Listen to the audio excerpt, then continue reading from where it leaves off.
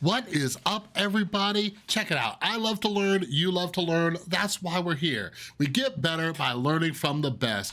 And today, we're gonna be going over a replay watching SJP. I love Cloak and Dagger. I was a Cloak and Dagger main forever. I got him to max proficiency, Lord, but it felt like they kind of dropped off at higher ranks.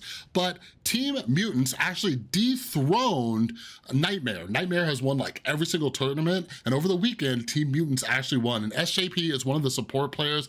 They played a mean Cloak and Dagger. They played a few different supports, but I'm like, hey, let's see what they're doing with Cloak and Dagger, see if I can learn something, and maybe you can too, because that is what improves us as players. So let's jump into this replay and see how they roll on Cloak and Dagger. All right, it looks like we are starting out on defense. Let's see how they do it. So something I've been noticing just watching a lot of high level play compared to just random pubs that I play with, random ranked pubs too, is the importance of high ground. You know what I mean? But looks like SJP drops down to the bottom. And I'm also curious how much SJP switches to Cloak, because I know a lot of you out there maining Cloak and Dagger, you love Cloak a little bit more than Cloak and Dagger, but SJP heals a ton. So I'm guessing they're mainly in Dagger form. All right, just spamming healers. And something I've noticed, I actually missed this specific match. I only watched a couple of them. It like went all 7. But SJP and Harvey, the other healer, like they are just covering each other so well. So right there, I'm curious about Harvey popping that right there. Popping his heal. It didn't seem like they were taking any damage. All right, they're getting jumped by Venom. SJP drops a healing bubble. They just got each other's backs. Healing up their Psylocke. Okay, where's that portal at? All right, also. So when I'm playing Cloak and Dagger, I usually do my ult in some kind of like triangle. But I'm noticing from what I have seen from SJP, they go in like the straight line back and forth, because I believe that heal and the damage stacks.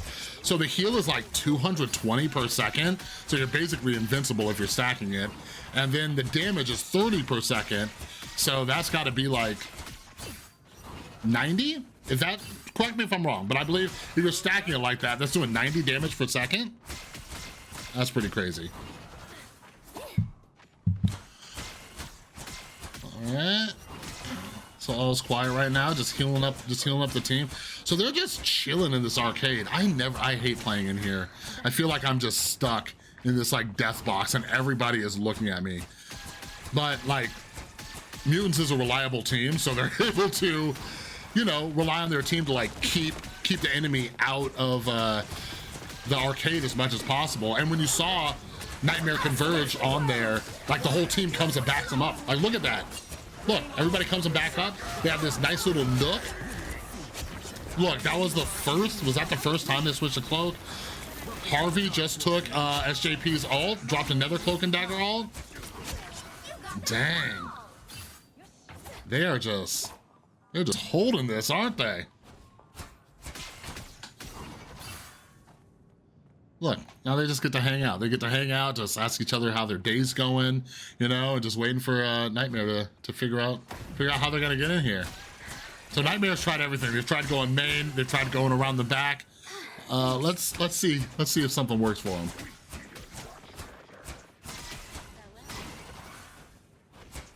Only 60 seconds left. Oh, and they only got a minute. They only got a minute to do something. Oh, Star-Lord ult. Venom dives right through the window. That's Hogs, just an amazing demo. Look, ult time again, it just creates that pathway. And the team can just run and just stand in that thing. Hogs is down. They just popped an Adam Warlock ult. Some heals are down. Psylocke ult from Nightmare, but they survive. Okay, a little fade action. Just in case the Magneto ult came in, I'm guessing. Dang.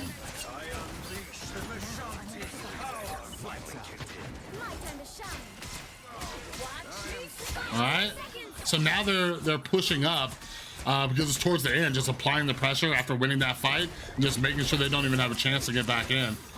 Hog's trying to come in with his venom. He's trying to survive, doesn't. Gasland switched to Captain America at the end of there. They're delaying, wow, Nightmare's delaying it a bit. That's crazy.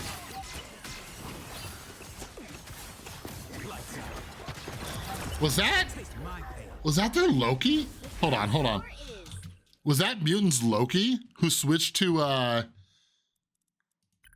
Psylocke right there? Hold on, let me switch. Let me switch to Harvey real quick. I just want to make sure. I just want to see.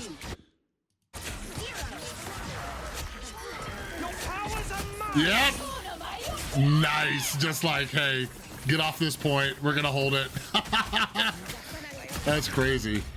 Like could have just taken SJP's ult again, but they decided to Time to switch things up. they decided to take over that Psylocke.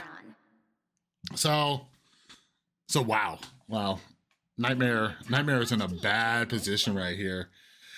Because all Mutants has to do is just get like one tick. And I'm curious too. Like, we've all played those games where it's just like impossible to take over the point, right?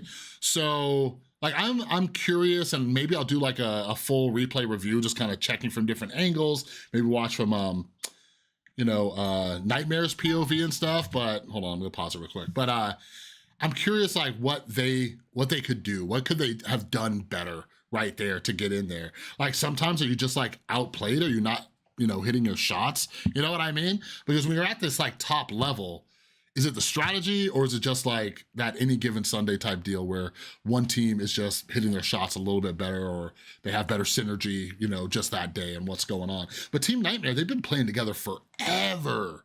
So I am curious. I'm curious what happens where a team like Nightmare can't get that first point, Like they didn't even get a single tick. Like they didn't even like stand in there long enough to get the...